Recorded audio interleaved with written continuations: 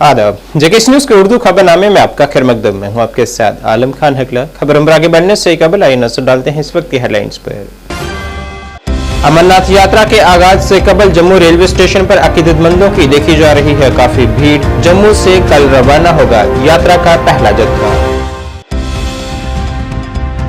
Jammu Kashmir tourism conclave 2024 में शिरकत करने आए बॉलीवुड हिदायतकारों ने कश्मीर को करार दिया फिल्म साजी के लिए बेहतरीन मकाम। अवाम के ताउन की भी की तारीफ।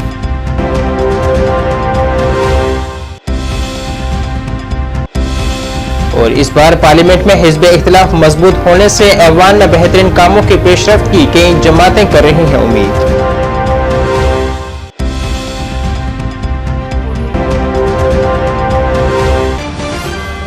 अब खबरें तफसील से। सालाना अमरनाथ यात्रा शुरू होने के लिए पूरी तरह से तैयार है और इस सिलसिले में अकीदतमंदों का जम्मू पहुंचने का सिलसिला भी शुरू हो चुका है और जम्मू रेलवे स्टेशन पर कायम किए गए अंदराज मराकज़ पर यात्रा के लिए रजिस्ट्रेशन करवाई जा रही है और टोकन हासिल किया जा रहा है। जम्मू पहुंच रहे अकीदतमंद बाबा बर्फानी के दर्शनों के लिए काफी पुरजोश हैं। याद रहे कि जम्मू से यात्रा का पहला जत्था कल सुबह रवाना होगा, जिसे जम्मू कश्मीर के लेफ्टिनेंट गवर्नर मनोज सिन्हा बुनियादी कैंप भगवती नगर जम्मू से हरी झंडी दिखाकर रवाना करेंगे।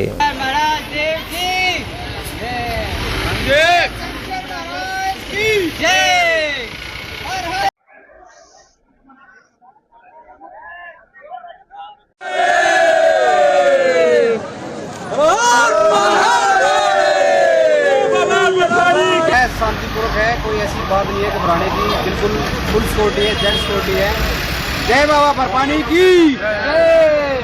और कैसी तैयारियां यहाँ पर आप देख रहे हैं? बहुत अच्छी तैयारी है, कोई ऐसी बात नहीं है, बिल्कुल फुल सिक्योरिटी है।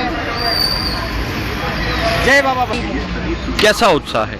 बहुत ज़्यादा। क्या पूरे देशवासियों को यहाँ से मैसेज देना चाहेंगे? कैसी व्यवस्थाएं हैं, क्या है यहाँ पर? हाँ, ये अच्छी है व्यवस्था।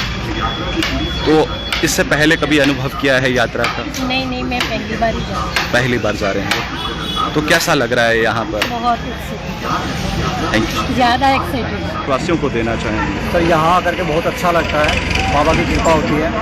मैं चौथी बार आया हुआ हूँ, बहुत अच्छा, बहुत आनंद आता है। तो कितना बदलाव हुआ? आप जम्मू कश्मीर देख रहे हैं तैयारियों से, सुरक्षा के हवाले से? पहले से सुरक्षा भी अच्छी है, तैयारियाँ भी अच्छी हैं। तो क्या मैसेज आप पूरे देशवासियों को यहाँ से देना चाहेंगे? यही देंगे कि सभी लोग आए, खुशी से आए, निडर होकर के आए। 29 जून से शुरू हो रही श्री अमरनाथ यात्रा के लिए तमाम तैयारियां जोरदार तरीके से जारी हैं और इस हवाले से जम्मू के पुरानी मंडी में वाक़ा राम मंदिर में साधु और साध्वियों के लिए यात्रा के लिए अंदराज का अमल जारी है और यात्रा टोकन भी दिए जा रहे हैं। याद रहे कि जम्मू से यात्रा का पहला काफिला कल सुबह रवाना होगा।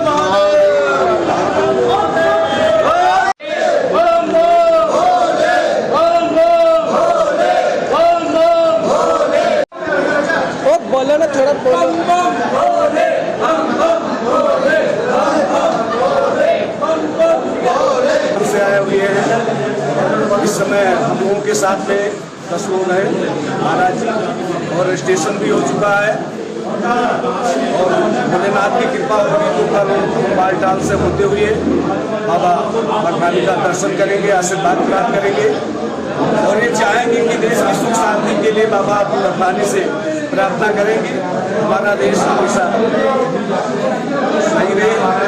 और जो यहाँ घटनाएं घटती हैं, अभी कुछ दिनों के पहले माता वैष्णो देवी में जो घटनाएं घटी, दोबारा ऐसी घटना महादेव हम अयोध्या से हमारा नाम पहली बार है। नहीं, मैं लगभग 7 वर्षों से यही राम मंदिर से ही दर्शन करता हूँ। आज आपका रजिस्ट्रेशन हो गया? हमारा रजिस्ट्रेशन हो गया है और भोलेनाथ ने चाहा कि कल हम लोग सुबह बालटाल के लिए निकलेंगे और बालटाल से होकर हम लोग दर्शन के लिए जाएंगे और फिर दर्शन करके भोलेनाथ का आशीर्वाद प्राप्त करेंगे। और यहाँ पे आने की बहुत आसीम अनुकंपा से लोग यहाँ पे पहुँचते हैं अमरनाथ यात्रा में। इरादे सैकड़ों बनते हैं, बन के टूट जाते हैं। अमरनाथ बाबा वही जाते हैं जिन्हें भोले भोले। हर महादेव करेंगे। अब हम अभी तो राष्ट्र में अमन चमन भोलेनाथ से प्रार्थना करेंगे कि हमारे राष्ट्र को जो है सुरक्षित रखें। इसमें कोटा अलाट होता है डेली बेसिस पे। अब आगे का मौसम और रास्ता कैसा है उस हिसाब से श्राइन बोर्ड की तरफ से ये कोटा अलाट होता है। तो आज का हमारा राम मंदिर का जो कोटा है 140 है, 70 बालटाल के रास्ते से और 70 पहलगाम के रास्ते से। तो हमारा काम अभी तक स्मूथली चल रहा है। देखिए 140 का ही कोटा है आज का। अभी इसमें क्या होता है, पहले फॉर्म भरती है एक टीम, क्योंकि साधु लोग ये ज्यादा खुद से फॉर्म नहीं भर सकते। इनके डॉक्यूमेंट्स देख के फॉर्म भर के फिर मेडिकल चेकअप होता है, उसके बाद इनको आईडी अलॉट होता है। प्रशासन की तरफ से किस तरह के रेंज किए गए हैं?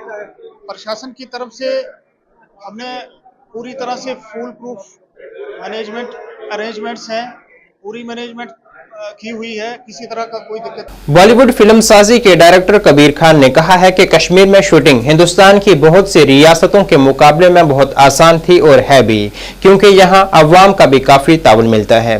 जम्मू कश्मीर टूरिज्म कनक्लेव में शिरकत के बाद मीडिया से खिताब करते हुए उन्होंने कहा है कि कश्मीर हैरत अंगेज तौर पर शूटिंग के लिए एक आसान मकाम है।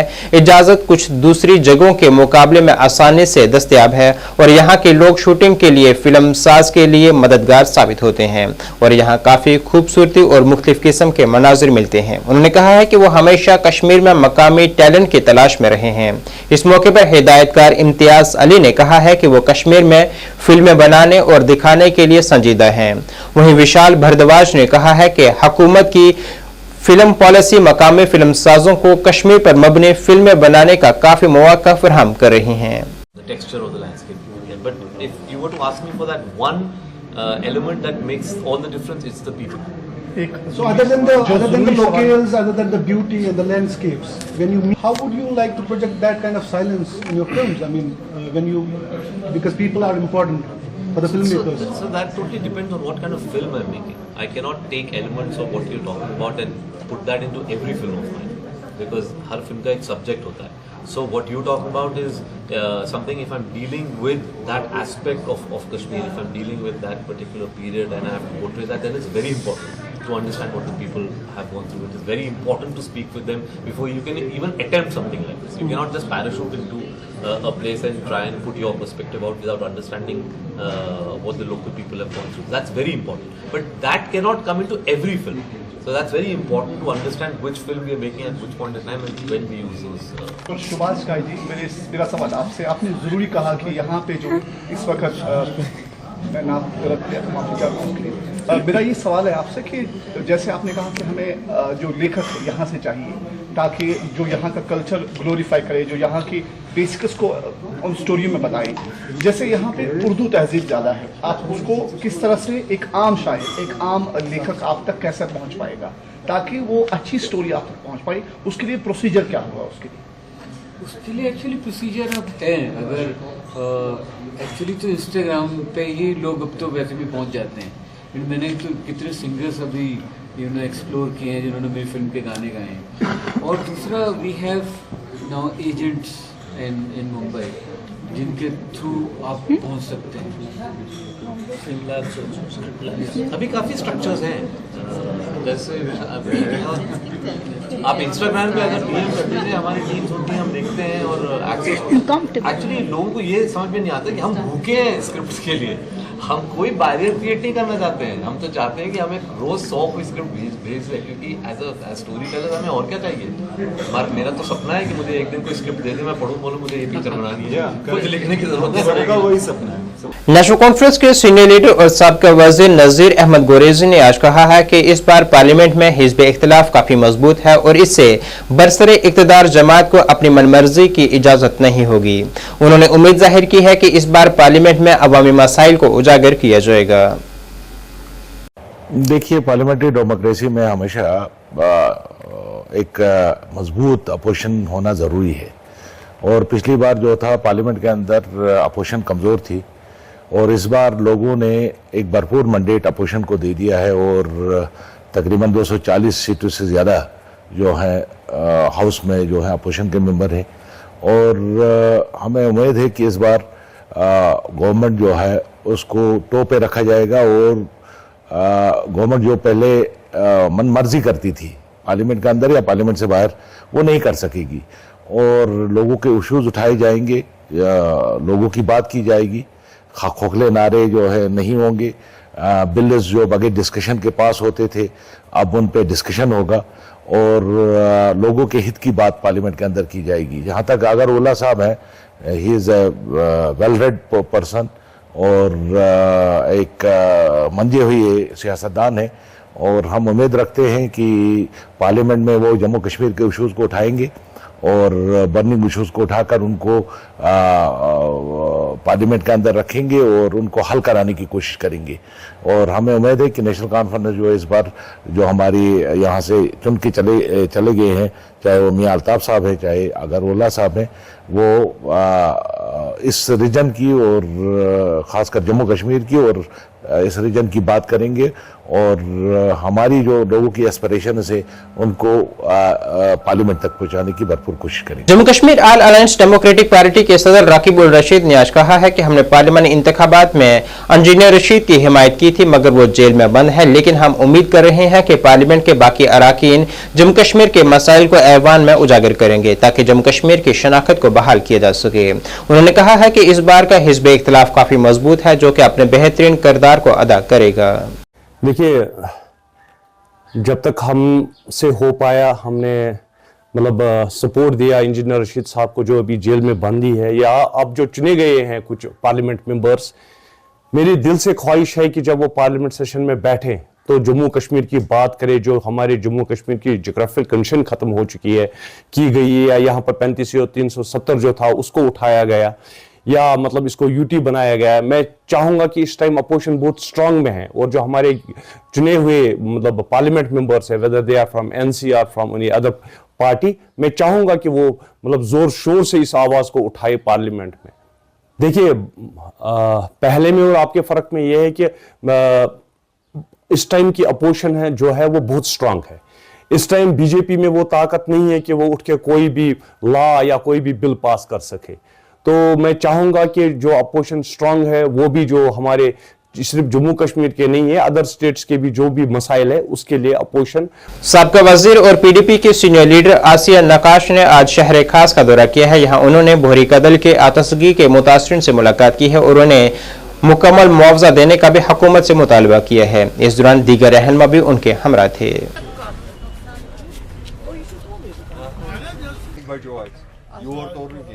आज को बराबर थी मस्जिद मंज गैस सिलेंडर तम फट मे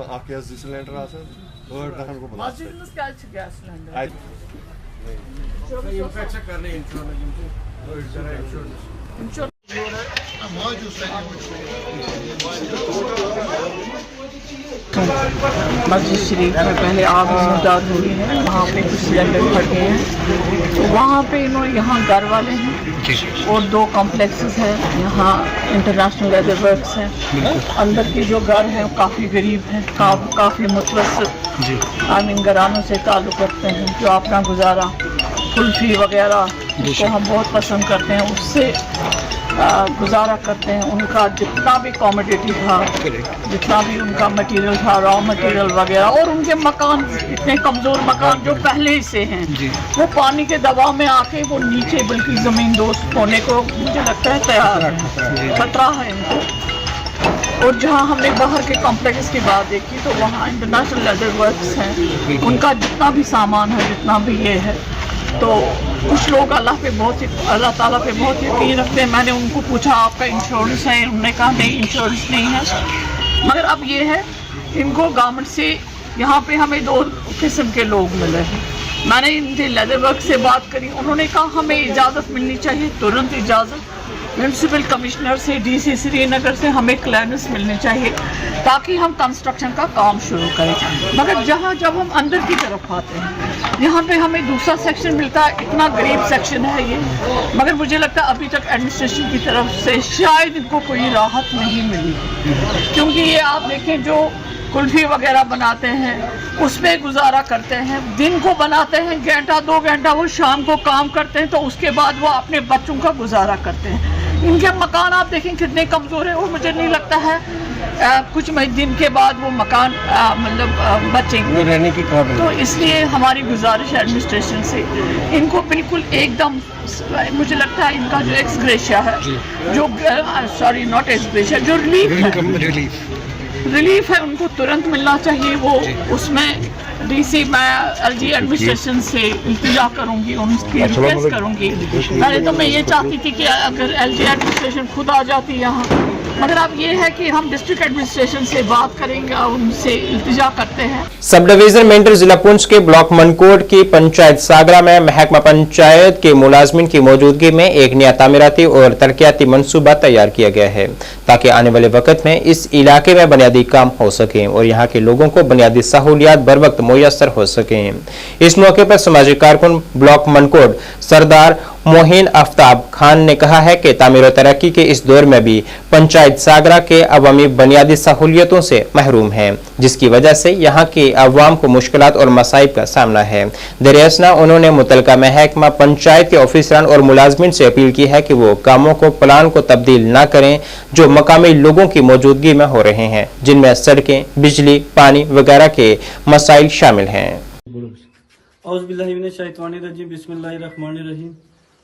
आज हमारे सागरा पंचायत के अंदर कैपेक्स का प्लान बनाया गया है, जिसमें तमाम हमारे सागरा के लोग यहाँ पे आज इकट्ठे हुए। 9 वार्ड के लोग जितने भी थे हमारे वो इकट्ठे हुए और हमारा आज एक कैपेक्स का प्लान बनाया गया है, जिसमें लोगों ने अपनी अपनी डिमांड रखी, जेन्युइन डिमांड रखी। जहाँ पे 4-5 साल पहले भी काम होते रहे, लेकिन ग्राउंड लेवल पे वो काम दिखे नहीं। आज कैपेक्स की वजह से लोगों ने आज यहाँ पे एक शिकायत की है कि हमारे जो गरीब लोग, हम पानी के लिए हम तरस रहे हैं, बिजली के लिए हम तरस रहे हैं, हम रोड के लिए तरस रहे हैं। उस सिलसिले में यहाँ वीडियो साहब ने यहाँ पे अपने VLW को, GRS को भेजा था प्लान बनाने के लिए। 9 वार्डों का प्लान बना गया है, जिसमें ट्रांसफार्मर रखे गए हैं, हैंडपंप रखे गए हैं, रोड रखी गए हैं। और मेरी DC साहब से और BDO साहब से यह मौत बना गुजारिश रहेगी कि हमारी अवाम, बॉर्डर की अवाम, हमारी दबी कुचली अवाम, इसके साथ इंसाफ किया जाए। जो हमारे लोगों ने यहाँ प्लान बनाया है यही वैलिड होना चाहिए। कुछ लोगों की सिफारिश या कुछ लोगों का फोन से मौत बनाव से ये गुजारिश रहेगी कि उनकी बात ना सुनी जाए। और तो फरमाया कैपेक्स के लिहाज से तो वो बिल्कुल गांव के सब लोग यहाँ पर मौजूद थे, सबकी मुतफिका राय से वो प्लान बनाया गया है। और जो जेन्युइन काम थे, ज़रूरी काम थे और अशद ज़रूरी काम थे, वही काम जो है वो इस प्लान में रखे गए हैं। इसमें किसी की दो राय वाली बात नहीं है कि ये काम जो है, हम वीडियो साहब से भी ये गुजारिश करेंगे, डीसी साहब से भी ये गुजारिश करेंगे कि हमारे ये जितने भी काम जो आज के इस प्लान में लिखे गए हैं उनमें से कोई भी काम का कटवट नहीं होना चाहिए। जम्मू परेड मंडी बाजार एसोसिएशन ने भी गर्मियों की छुट्टियों का ऐलान किया है, जिसमें ऐलान किया गया है कि 28, 29 और 30 जून को गर्मियों की छुट्टियों की वजह से मंडी बंद रहेगी। इसके मुतालिक जानकारी मंडी एसोसिएशन के सदर सुभाष शर्मा ने दी है।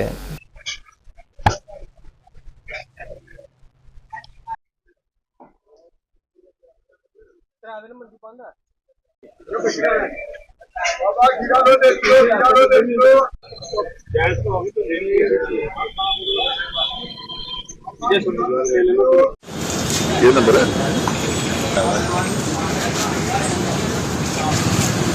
बाजार से अभी सस्ती मिल जाएगी, यहाँ फिर 3 दिन निकाल लेंगे, नहीं तो बाजार में मुश्किल होगा, बाजार में मिलेगी नहीं सब्जी। ये अनाउंसमेंट किए हुए है इन्होंने अनाउंसमेंट किया, हम 27, 28 को बंद करेंगे, 30 को तो इतवार ही है। 28, 29 और 30 एतवार ऑलरेडी बंद हो गई, बिल्कुल सब्जी आनी नहीं है। ठीक है, स्टॉक ले लिया, इकट्ठा ले लिया ताकि परेशानी नहीं हो बाजार, क्योंकि मार्केट उड़ी नहीं सब्जी। पहले थोड़ी थोड़ी सब्जी रखी थी अपने, उससे आज भी बेची उड़नी है, मंडी च रहनी है 2-4 दिन तक। मैं इस वास्ते मती सब्जी लेंदी मंडी वाले। इन्हें भी छुट्टियां पानी चाहिए। हाँ जी पानी चाहिए इन्हें करते कि नहीं छुट्टी अगे 3 दी करते अजकल भी बंद करी उन्हें अगे छुट्टी करते महीने लास्ट डेट वो भी बंद करी हुई। मेरा नाम सुभाष चंद्र शर्मा है। ये सब्ज मंडी जो परेड है इसका फ्रूट एसोसिएशन और सब्ज मंडी का मैं प्रेसिडेंट हूँ। तो इसलिए हमने ये गर्मियों की छुट्टियां इनको 28, 29, 30 को मैंने छुट्टियां डाल दी हैं इनको, क्योंकि नरवाल मंडी जो हमारी सब्ज मंडी है वो भी बंद है 28, 29, 30 को। इसलिए मैंने ये परेड सब्ज मंडी है यहाँ पर जितने भी हमारे शहरवासी हैं मैं आपके माध्यम से इन लोगों को बताना चाहता हूँ कि हमारी जो सब्ज मंडी है और फ्रूट मंडी है परेड वाली ये 3 दिन के लिए बंद है। तो इसलिए मैं इन सबको बताना चाहता हूँ कि जो हमारे शहरवासी हैं कि आज का दिन है इनके पास रात को 10 बजे तक ये अपनी सब्जी वगैरह जो कोई जरूरी चीजें हैं वो खरीद सकते हैं। तो इसलिए मैं बार बार इनके आगे कल भी मैंने बताया था, आज भी आपके माध्यम से पूरे जम्मू वासियों को बता रहा हूँ कि आज आपको 10 बजे तक टाइम है। उसके बाद 3 दिन हमारी जो मंडी है वो नरवाल मंडी भी, सब्ज मंडी और परेड मंडी भी ये क्लोज रहेगी। तो आपको किसी भी चीज का जरूरी का जो वो सामना उठाना पड़ता है, तो इसलिए आज जो भी आपने सामान 3 दिन के लिए अपना स्टॉक इकट्ठा करना है वो कर सकते हैं। तो मैं सभी को बार बार फिर भी यही कहना चाहूंगा कि आज के रात को 10 बजे तक हमारी मंडी जो है सब्ज मंडी परेड ये खुली रहेगी और दिन को 12 बजे तक नरवाल मंडी खुली रहेगी।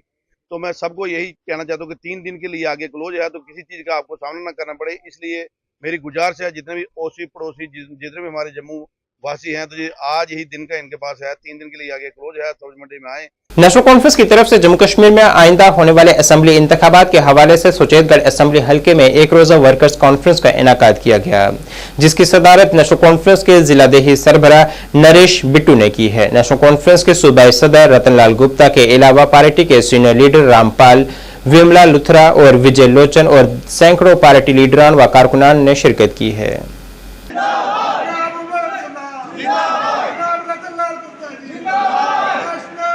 पानी रोश काफी खुश था, लेकिन जम्मू के लोग एक साबित करने लगी असली 370 रन कहती है जेरी सर के चुनिंदा ही बाबा कौन शेख साहब ने बहुत से करना और जम्मू कश्मीर में कैंकरी सरकार की जेरी इन्वॉल्वमेंट है सरकार चलाने का ये सबसे नहीं था ना सरकार ने कहा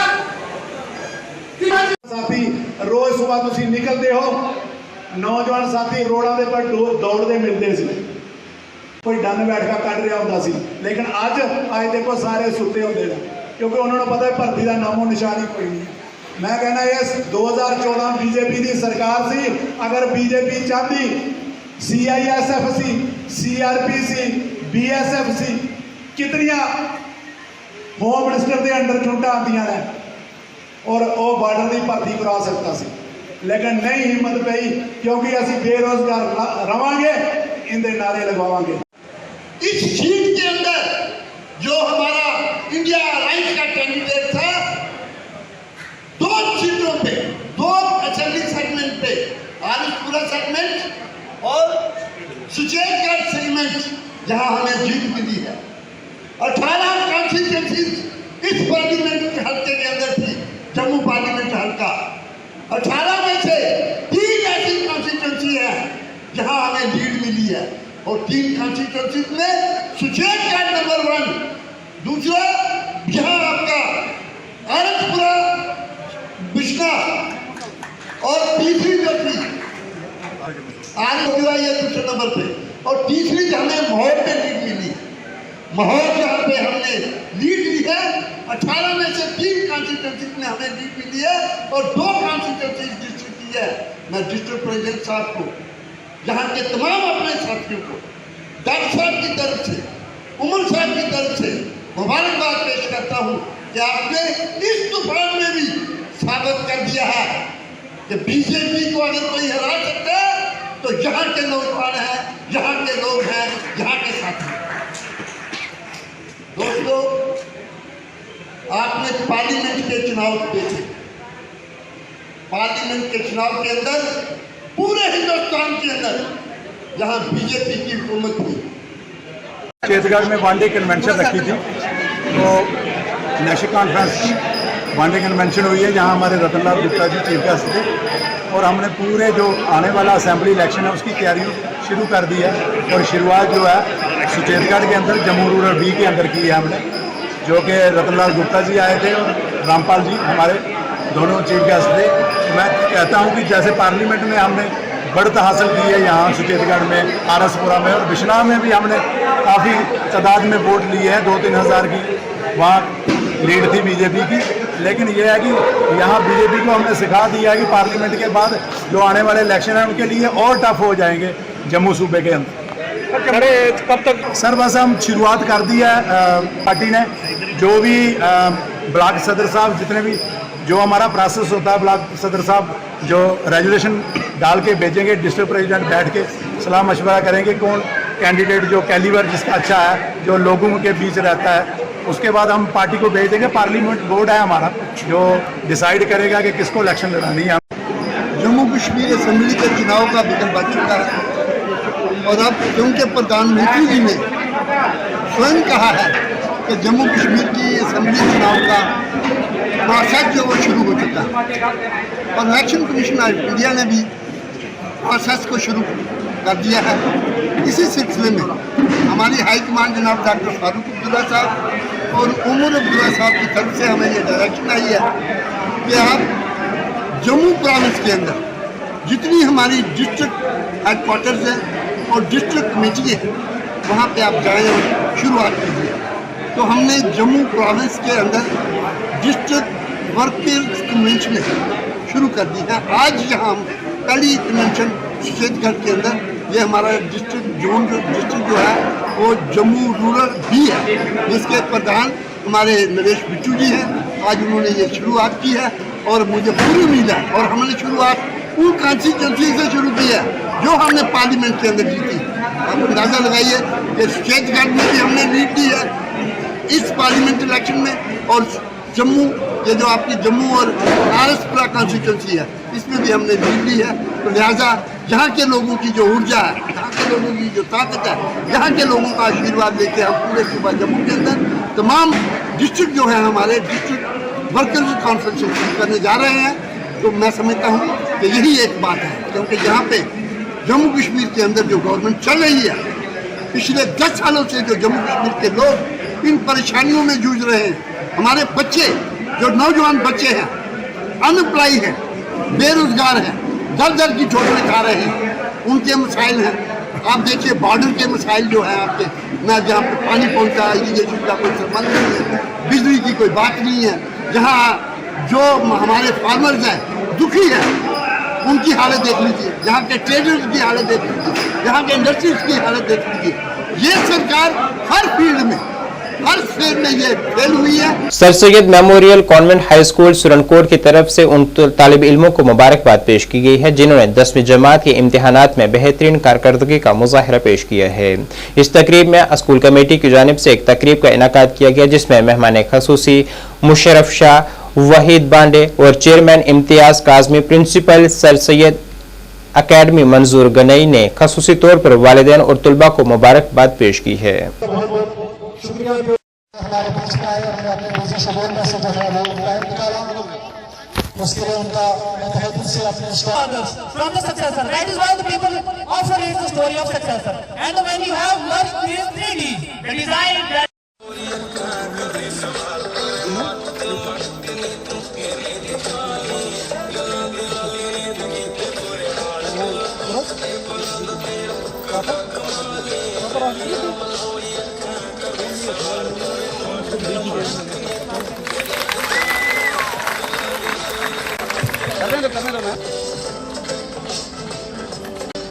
होनी चाहिए इस बच्ची के लिए। मेरा मैसेज है, मेरा मैसेज सत्यन खान, सत्यन खान,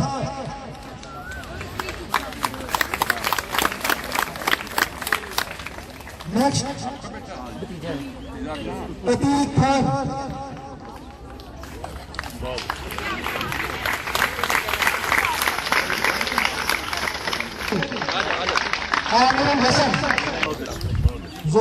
का बुलबुल हूँ, सरशार निगाहे नरगिस हूँ, वाबस्ताए गैसुए सुम्बुल हूँ।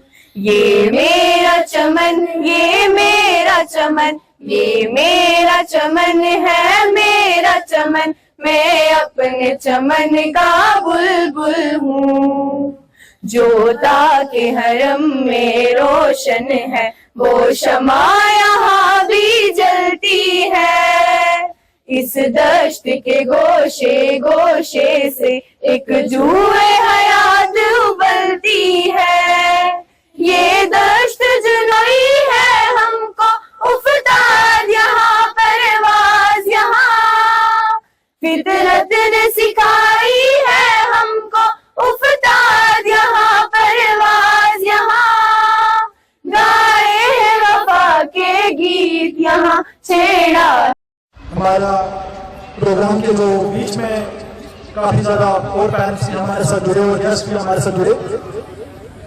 मैं उन तमाम पेरेंट्स का भी और हमारे गेस्ट का भी जो हमारे साथ इस भी जुड़े हैं उनका वेलकम भी करता हूँ और उनका शुक्रिया अदा करता हूँ।